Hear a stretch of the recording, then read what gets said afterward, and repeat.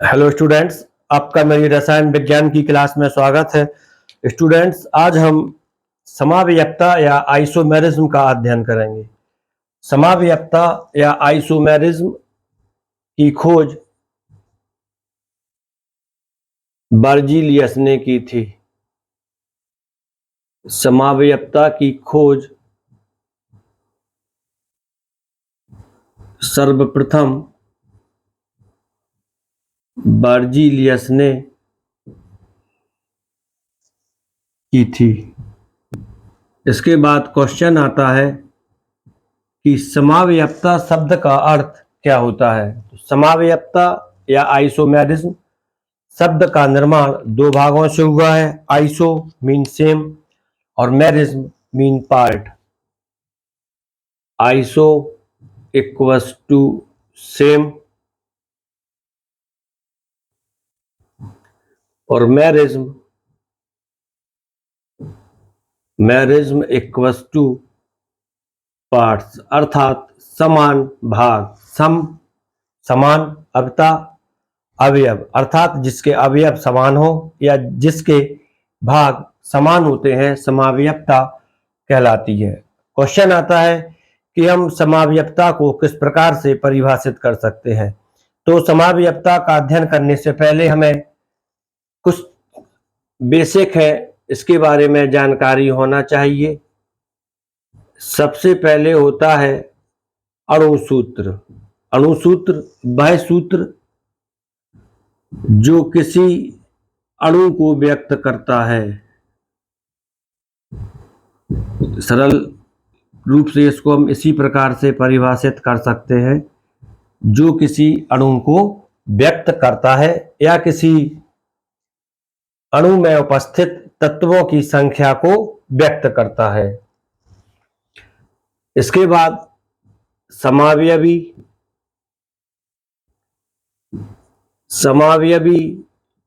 या आइसोमर।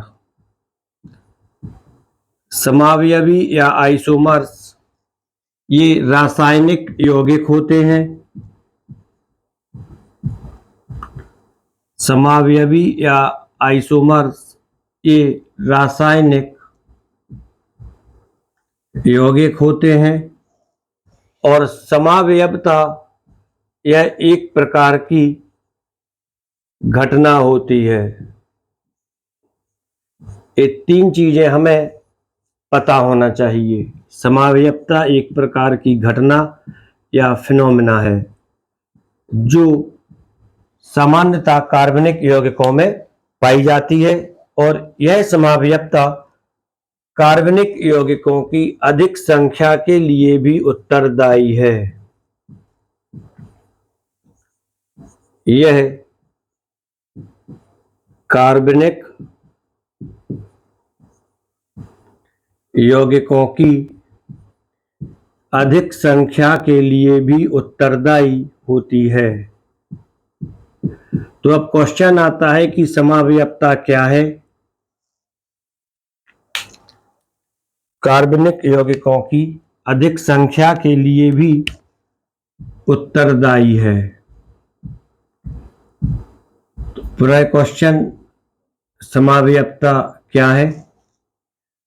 समावयवता के लिए यौगिकों के अणुसूत्र समान होना चाहिए। जैसे एक अणुसूत्र है C2H6O, यह एक अणुसूत्र है। इस अणुसूत्र से हम दो यौगिकों को लिख सकते हैं, जैसे C2H5OH और CH3OCH3। पहले वाले यौगिक के लिए हम एथिल अल्कोहल बोलते हैं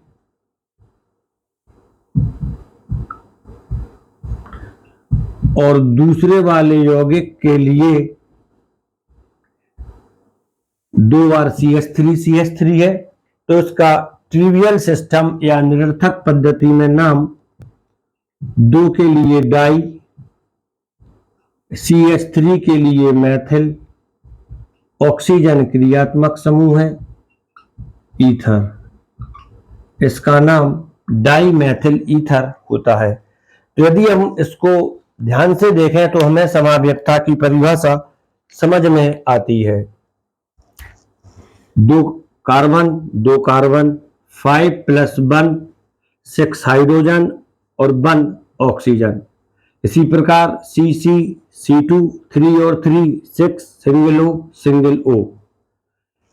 इसी प्रकार या इसके उदाहरण के द्वारा हम समावयवता की परिभाषा आसानी से लिख सकते हैं। जब इसको समझ लें पहले, ये दोनों यौगिक है। जब दो या दो से अधिक यौगिक जिनके अणु सूत्र समान होते हैं, जब दो या दो से अधिक यौगिक जिनके अणु सूत्र समान होते हैं,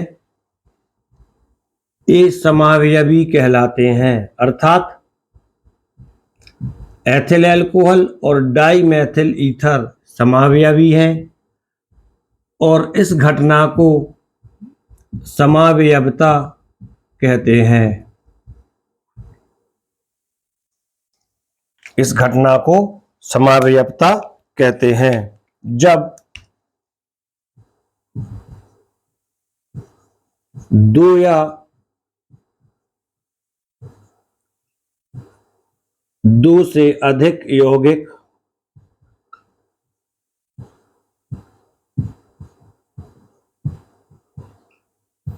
दो या दो से अधिक यौगिक जिनके अणु सूत्र तो समान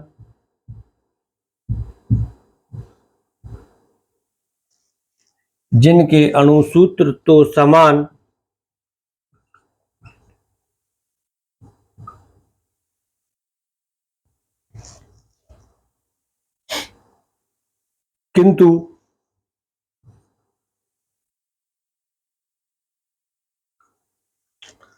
किंतु भौतिक व रासायनिक गुण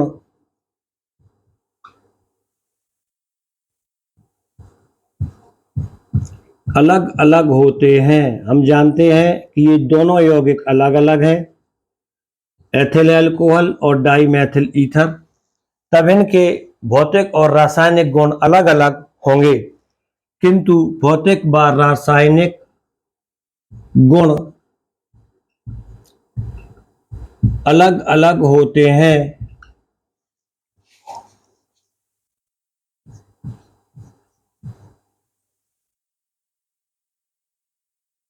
गुण अलग अलग होते हैं। समावयवी समावयवी के लिए इंग्लिश में बोलते हैं आइसोमर्स। समावयवी कहलाते हैं, अर्थात डाईमेथिल ईथर और एथिल अल्कोहल दोनों समावयवी हैं और इस घटना को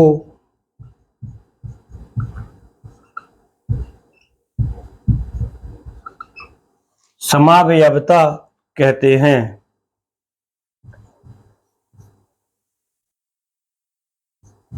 और इस घटना को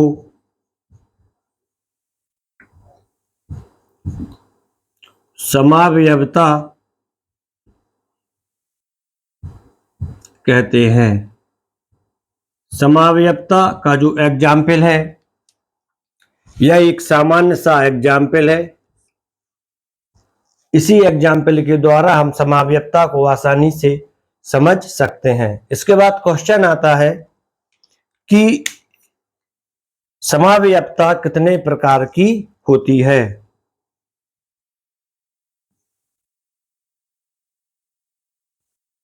समावयवता के प्रकार। सामान्यतः समावयवता दो प्रकार की होती है। नंबर 1 संरचनात्मक समावयवता। नंबर 1 होता है संरचनात्मक समावयवता इसके लिए स्ट्रक्चरल आइसोमेरिज्म कहते हैं।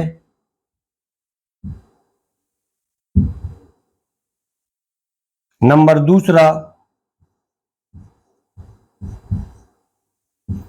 त्रिविम समावयवता, इसके लिए स्टीरियो आइसोमेरिज्म कहते हैं। तो स्टूडेंट्स, यह समावयवता के मुख्यतः दो प्रकार थे। अब हम समावयवता, संपूर्ण समावयवता कितने प्रकार की होती है, इसका अध्ययन करेंगे। समावयवता के प्रकारों की डिटेल स्टडी करेंगे। अभी मैंने आपको बताया समावयवता दो प्रकार की होती है। क्या कोई मैनोमिक्स है या क्या कोई शॉर्टकट है जिसकी सहायता से हम समावयवता के प्रकारों को आसानी से याद कर सकते हैं? तो इसका आंसर है हाँ। कई शॉर्टकट है जिनकी सहायता से हम समावयवता को आसानी से याद कर सकते हैं, इसके प्रकारों को आसानी से समझ सकते हैं। समावयवता के प्रकार, सबसे पहला होता है, इनके प्रकारों का अध्ययन करने के पश्चात हम इनका विस्तृत अध्ययन करेंगे या डिटेल स्टडी करेंगे। संरचनात्मक समावयवता,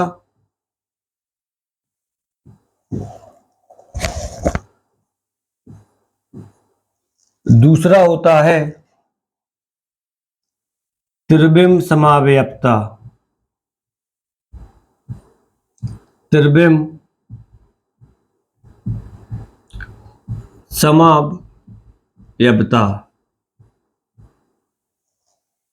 ये संरचनात्मक समावयवता और त्रिविम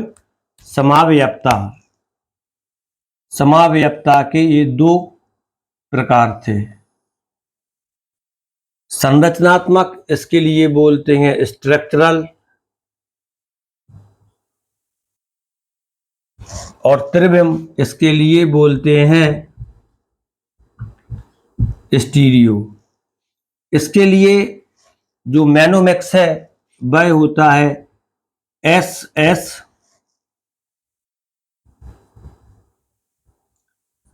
CPMT फ्रॉग। ये संपूर्ण मैनोमिक्स है जिससे आपको समावयवता के प्रकार आसानी से याद हो जाते हैं। S, ऊपर वाला S या जो पहला वाला S है, यह स्ट्रक्चरल या संरचनात्मक के लिए आया है, और जो दूसरा वाला S है यह स्टीरियो के लिए आया है या त्रिविम समावयवता के लिए आया है। इसके बाद हमें लिखना है फ्रॉग, फ्रॉग नहीं लिखना है, CPMT लिखना है, CPMT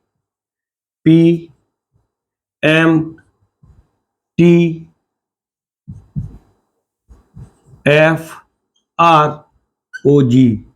और हम जानते हैं कि क्रिकेट में यदि कोई बॉल सही होती है तब उस पर अधिकतम 6 रन मिलते हैं। अब हमें यहां पर भी 6 रन के लिए अलग कर देना है या 6 पार्ट्स के लिए अलग कर देना है। ये जो 6 पार्ट्स होते हैं, ये 6 पार्ट्स संरचनात्मक समावयवता के प्रकारों को व्यक्त करते हैं और शेष दोनों पार्ट त्रिविम समावयवता के प्रकारों को व्यक्त करते हैं। इसमें सबसे पहले आता है C का मतलब होता है चेन या श्रृंखला समावयवता। चेन या श्रृंखला समावयवता।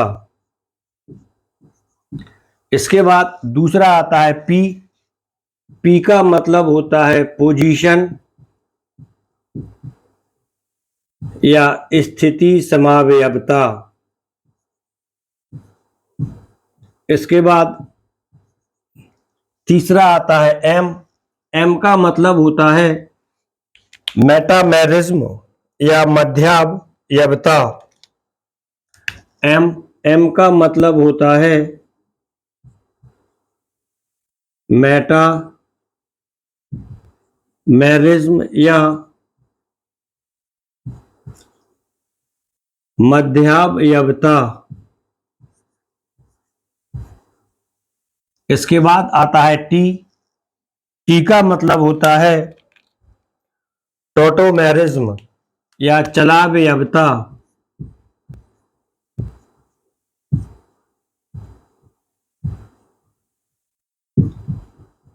टोटोमेरिज्म या चलावयवता। इसके बाद आता है एफ। एफ का मतलब होता है, इसको यहां पे लिख दे रहा हूं अलग से, एफ का मतलब होता है फंक्शनल ग्रुप या क्रियात्मक समूह समावयवता। फंक्शनल ग्रुप आइसोमेरिज्म या क्रियात्मक समूह समावयवता। इसके बाद आता है आर। आर का मतलब होता है रिंग चेन।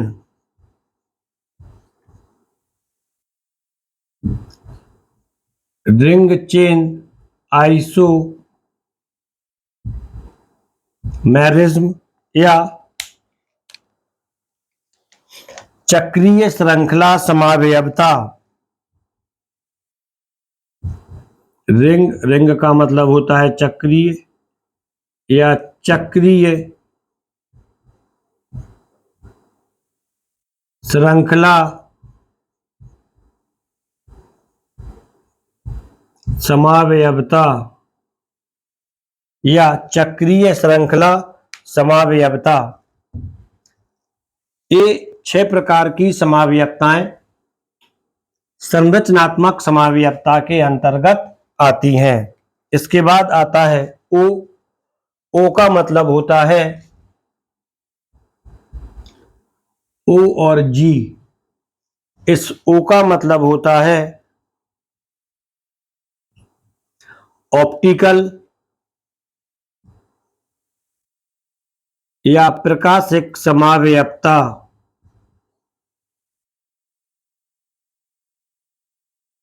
ऑप्टिकल या प्रकाशिक समावयवता। इसके बाद आता है जी। जी का मतलब होता है जियोमेट्रिकल या ज्यामितीय।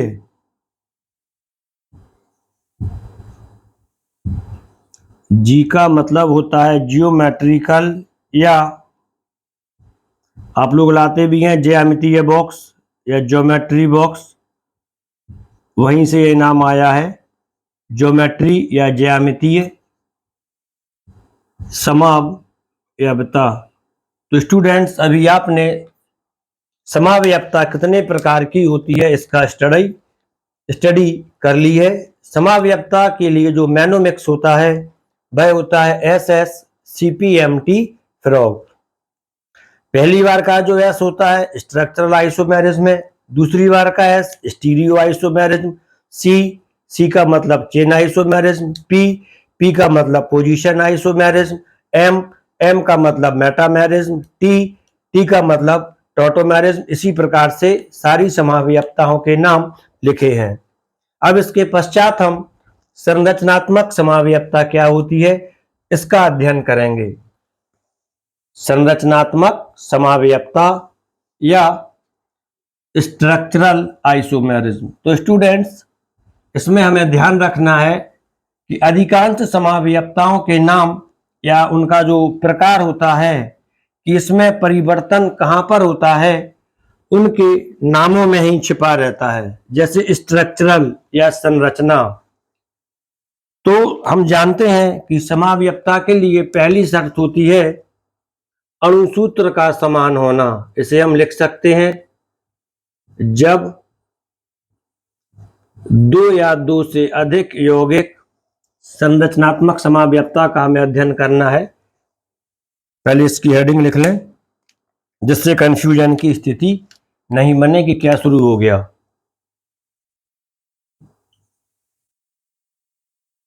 संरचनात्मक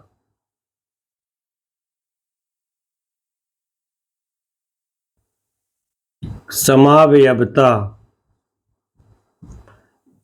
या स्ट्रक्चरल आइसोमेरिज्म। संरचनात्मक समावयवता, इसमें परिभाषा वही रहती है कि जब दो या दो से अधिक यौगिक जिनके अणु सूत्र समान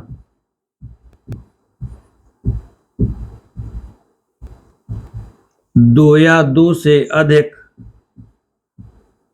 यौगिक जिनके अणु सूत्र समान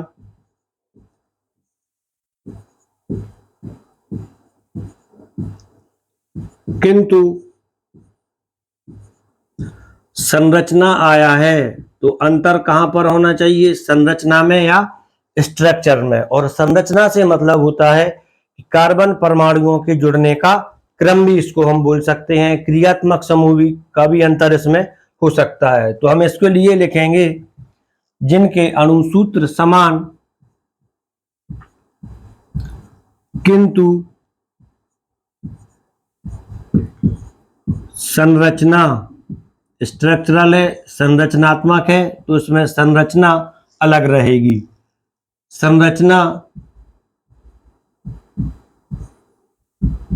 अलग अलग होती है, यौगिकों की संरचना अलग अलग होगी।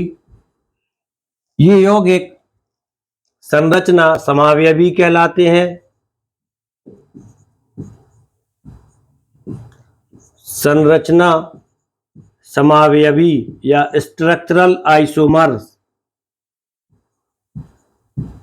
संरचना समावयवी कहलाते हैं। और इस घटना को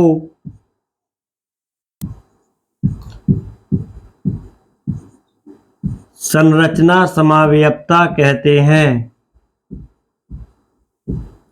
और इस घटना को संरचनात्मक समावयवता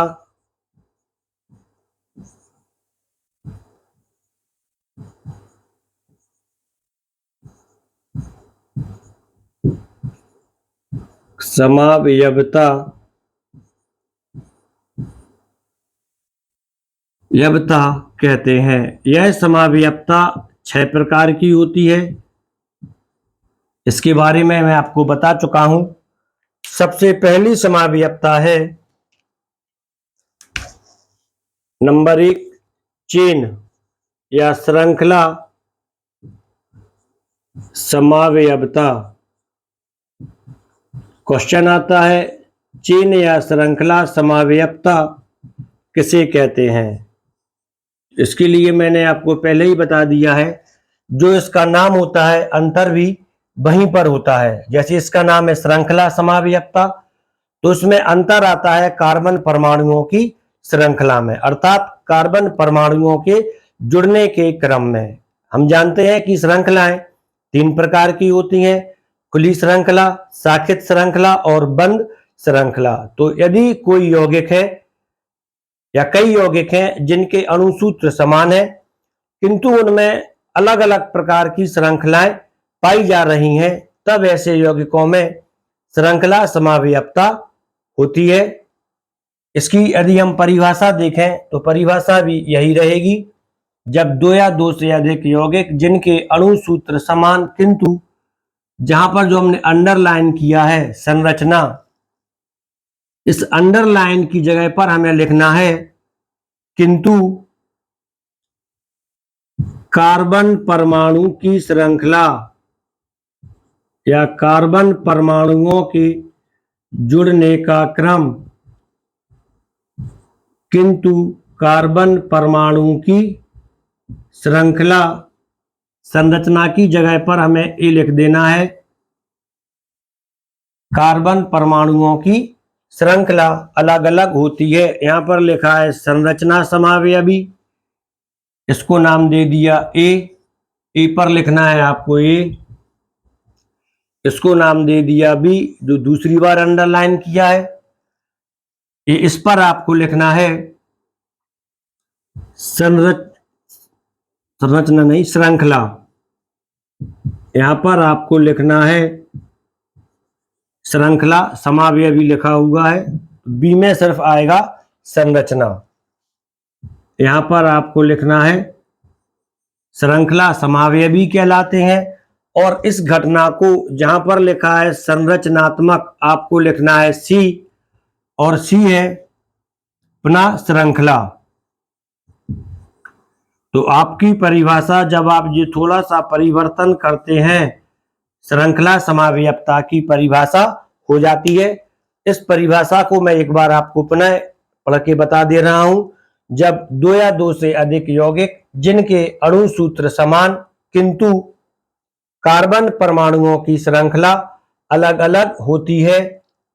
यहां पर आया है संरचना, आपको लिखना है श्रृंखला।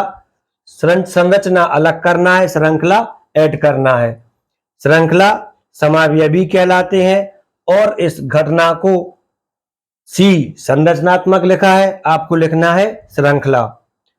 श्रृंखला समावयवता कहते हैं। तो इसी परिभाषा से हम चेन या श्रृंखला समावयवता की परिभाषा बना सकते हैं। इसके पश्चात अभी इसके हम एग्जाम्पल होते हैं, उनकी स्टडी करेंगे।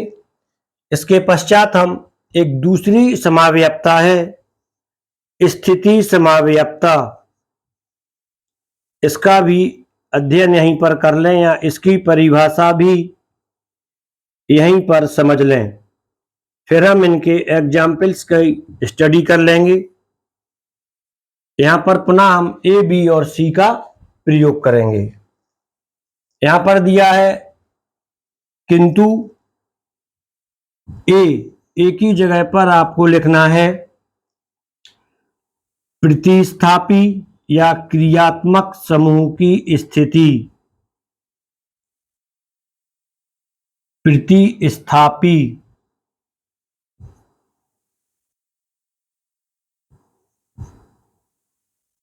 प्रतिस्थापी से मतलब होता है मेथाइल, एथाइल, क्लोरो, ब्रोमो, आइडो, जो जनक श्रृंखला से जुड़े रहते हैं।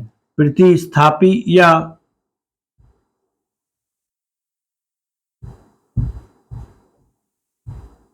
क्रियात्मक समूह की स्थिति। यहां पर जो बी और सी है वहां पर आपको सिर्फ इसका नाम लिख देना है, जो कि समावयवता का नाम है, और यह नाम है स्थिति। तब आपकी पूरी परिभाषा बन जाती है। जब दो या दो से अधिक यौगिक जिनके अणु सूत्र समान किंतु प्रतिस्थापी या क्रियात्मक समूह की स्थिति अलग अलग होती है, स्थिति समावयवी कहलाते हैं। और इस घटना को स्थिति समावयवता कहते हैं। तो स्टूडेंट्स, अभी हमने इसी फार्मूला से तीन प्रकार की समावयवताओं की जो डेफिनेशन होती है, जो परिभाषा होती है, उसका अध्ययन कर लिया है। अब हम इसके पश्चात इन दोनों समावयवताओं के एग्जाम्पल्स का अध्ययन करेंगे, जो कि काफी सरल है। तो स्टूडेंट्स, अब हम सबसे पहले लेते हैं स्थिति समावयवता के लिए, स्थिति नहीं, पहले श्रृंखला समावयवता के लिए लेंगे एग्जाम्पल। श्रृंखला समावयवता के उदाहरण।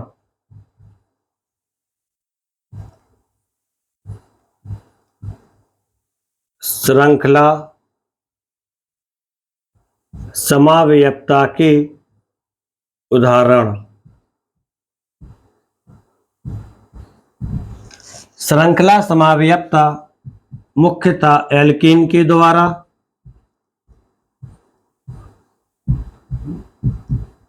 एल्कीन के द्वारा, एल्काइन के द्वारा, एल्केन, एल्कीन, एल्काइन व एल्कोहल के द्वारा भी प्रदर्शित की जाती है व एल्कोहल इस प्रकार की समावयवता को प्रकट करते हैं। इस समावयवता में जो अंतर होता है वह होता है कार्बन परमाणुओं के जुड़ने के क्रम में अंतर होता है। यदि किसी यौगिक में कार्बन परमाणुओं की खुली हुई श्रृंखला पाई जाती है और किसी यौगिक में कार्बन परमाणुओं की शाखित श्रृंखला पाई जाती है, तब ये दोनों यौगिक परस्पर श्रृंखला समावयवी होते हैं। जैसे एग्जाम्पल ए, इसका IUPAC नाम ब्यूटेन है और इसका अणुसूत्र C4H10 है। यह सीधी श्रृंखला में है, ब्यूटेन इसका IUPAC नाम है। यदि हम इसके लिए आगे N लगा दें या नॉर्मल लिख देते हैं तब वह नाम ट्रिवियल सिस्टम में चला जाता है, तो इसे हम ब्यूटेनी लिखेंगे। और यदि हम इसे अब इस तरह से लिख दें तब इसमें कुल कार्बन 4 होते हैं और H इसमें 10 हो जाते हैं, C4H10। इस अवस्था में इसका IUPAC नाम 2-मेथाइल प्रोपेन हो जाता है। 2-मेथाइल प्रोपेन हो जाता है। तो स्पष्ट है ब्यूटेन और 2-मेथाइल प्रोपेन समावयवी है, श्रृंखला समावयवी है और इस घटना को हम श्रृंखला समावयवता कहते हैं। इसके पश्चात यदि हम कोई एग्जाम्पल ले लें, एल्कीन का ले लें। एल्कीन डबल बॉन्ड वाले यौगिक होते हैं।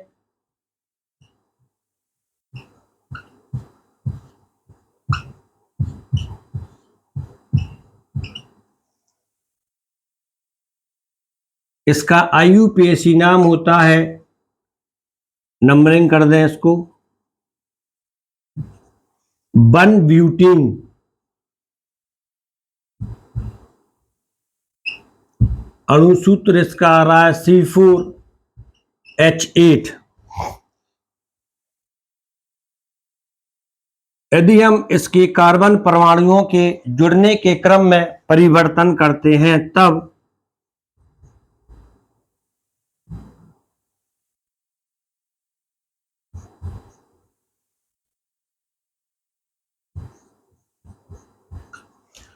इस प्रकार से इसका विन्यास हमें प्राप्त होता है। इसमें कुल कार्बन 4 हैं, 1, 2, 3 और 4, और हाइड्रोजन 3, 3, 6 और 2, 8 होते हैं।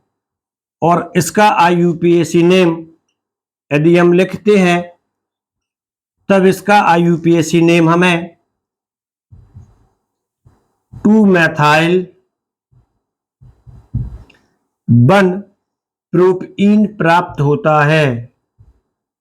2-मेथाइल 1-प्रोपीन प्राप्त होता है। तो इससे स्पष्ट होता है कि एल्कीन भी श्रृंखला समावयवता को प्रदर्शित करते हैं और ये दोनों यौगिक श्रृंखला समावयवी हैं।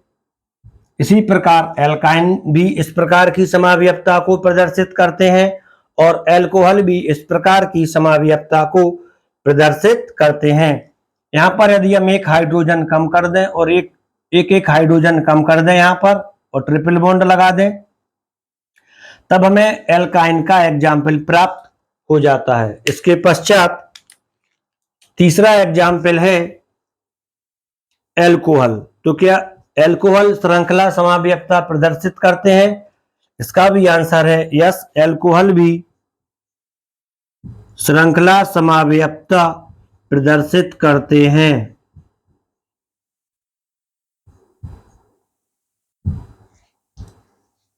इसका नाम 1 2 3 4, इसका नाम आता है 1 ब्यूटेनॉल। और इसका अणुसूत्र देखें तब इसका अणुसूत्र आता है 1 2 3 4, यानी C4। और H देखें 3 + 2 5 + 2 7 + 1 8 और 1 9, C4H9O। 1 2 4 6 3 9, C4H9O इसका अणुसूत्र आता है। अब यदि इसकी जो सीधी श्रृंखला है इसके जुड़ने का क्रम परिवर्तित हो जाता है तब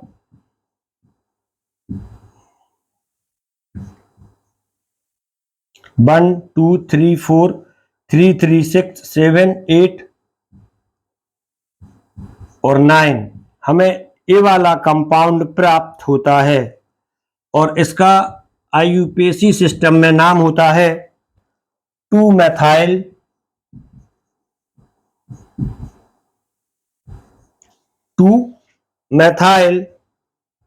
1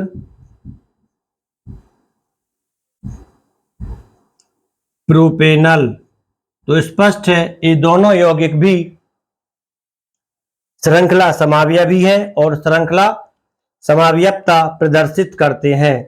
तो स्टूडेंट्स अभी आपने श्रृंखला समावयवता के एग्जाम्पल्स का अध्ययन किया है। इसके पश्चात हम दूसरी समावयवता स्थिति समावयवता के उदाहरण का अध्ययन करेंगे। श्रृंखला की जगह पर हम लिख देते हैं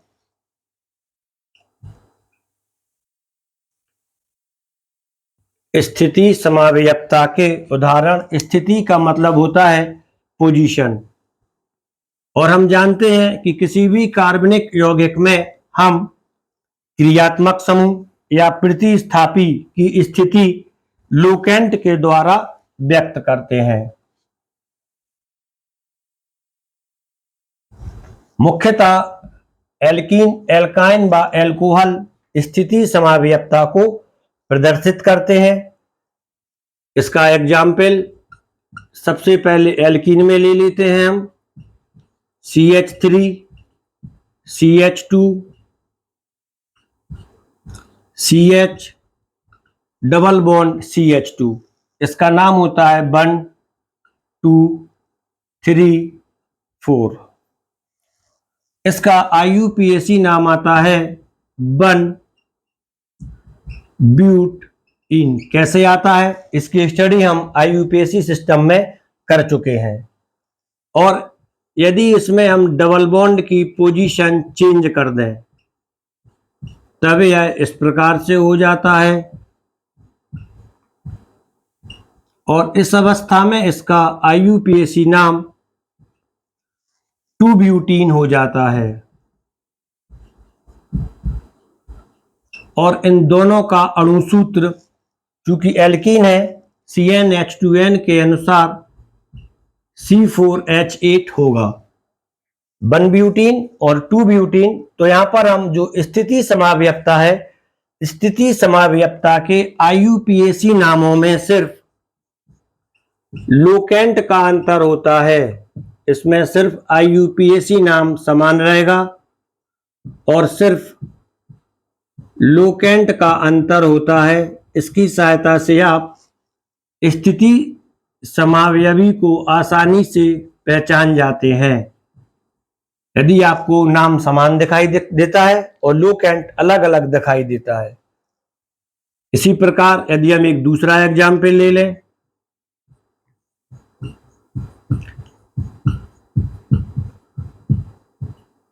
CH2OH, इसका IUPAC नाम बनता है 1 ब्यूटेनॉल। और अब यदि हम इसमें OH की स्थिति चेंज कर देते हैं, OH और CH3 यह इसका नाम हो जाता है 2-ब्यूटेनॉल। तो स्टूडेंट स्पष्ट है कि यहां पर सिर्फ लुकेंट में ही अंतर है, अर्थात यह भी स्थिति समावयवता का एग्जाम्पल है। इसी प्रकार यदि हम लिख देते हैं 2 पेंट आयन और 1 पेंट आयन, तब ये दोनों एल्काइन के स्थिति समावयवी हो जाते हैं। तो स्टूडेंट्स, अभी आपने समावयवता किसे कहते हैं, इसके प्रकारों का अध्ययन कर लिया है और इन दोनों समावयवताओं का विथ एग्जाम्पल स्टडी कर ली है। ये आपकी समझ में आ गई होगी। Thank you.